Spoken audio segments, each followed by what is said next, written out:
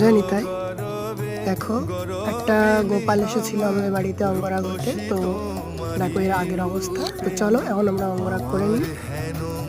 তো দেখো গোপালটাকে নিয়ে নিয়েছে অঙ্গরাগ করার জন্য। আর এই রাধা মাধবটাও ছিল, একদমই ছোট্ট রাধা মাধবটা।